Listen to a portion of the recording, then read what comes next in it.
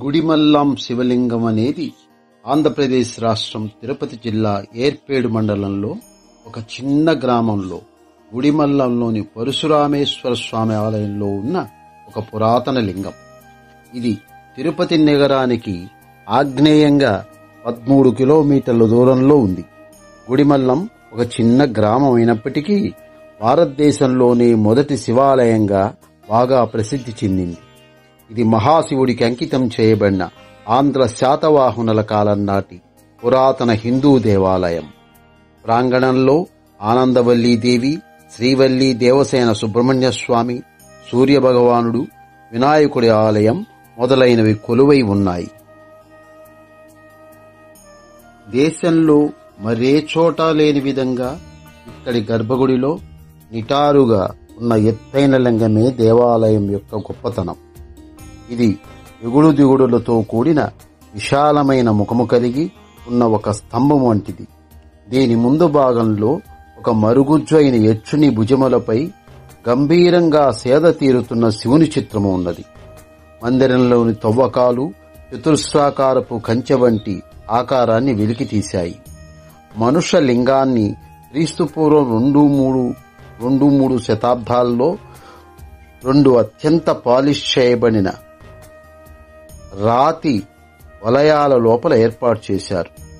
ఈ దశలో నిర్మాణాత్మకమైన కవచం ఏది ఉనికిలో ఉన్నట్లు కనిపించదు. క్రీస్తుపూర్వం 2-3 శతాబ్దాలలో బర్హుత్, సాంచి మరియు అమరావతి శిల్పాల వలె ఈ లింగాన్ని వృక్ష చైత్య ఆరాధన ప్రకారం బహిరంగంగానే పూజించినట్లుగా తెలుస్తుంది. ఇచ్చటి లింగం నిటారుగా ఉన్న పురుషాంగం ఊర్ధ్వరేత ఆకారంలో ఉంటుంది. 2 వృత్తాకారాల పీఠాలు యోనిని గుర్తు చేస్తాయి. ఇక్కడి భగవంతుని స్వరూపంలో వేద, రుద్ర, కపిల వర్ణము యజ్ఞోపవీతం లేకుండా ఉన్న నగ్న రూపం, పరశుని ధరించడం, విరూపాక్ష త్రినేత్ర సహితం కపర్ది జటాజూటం కలిగి ఉండడం, నటరాజ నాట్యం చేస్తూ అపస్మారక స్థితిలో అడుగులు వేయడం తత్వాలను పొందుపరిచినట్లుగా కనుక ఈ లింగం శిలావేదిక మనుష్యలింగం దేశం మొత్తంలో గొప్పది. బహుశా శాతవాహన పాలనలో మొదటిసారిగా ఈ శిలావేదిక క్రీస్తు శకం 2వ శతాబ్దంలో హస్తి పృష్ఠ శైలిలో ఇటుకతో నిర్మించబడిన దేవాలయంలోకి తీసుకురాబడింది.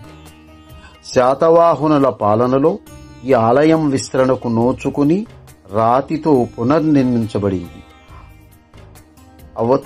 తర్వాత క్రీస్తు శకం 8వ శతాబ్దంలో చివరి పల్లవ బాణ శకంలో రాతితో పునర్నిర్మించబడింది. చంద్రశేఖర, దక్షిణామూర్తి, విష్ణువు, దుర్గా మరియు సూర్య వంటి చిహ్నాలతో చక్కగా చెక్కబడిన ప్రతిమలు చోళుల కాలంలో ఉనికిలోకి వచ్చాయి. ఈ సమయంలోనే సూర్యునికి, దేవేరులతో కూడిన కార్తికేయుడికి, ఆనందవల్లికి చిన్న ఆలయాలు నిర్మించబడ్డాయి.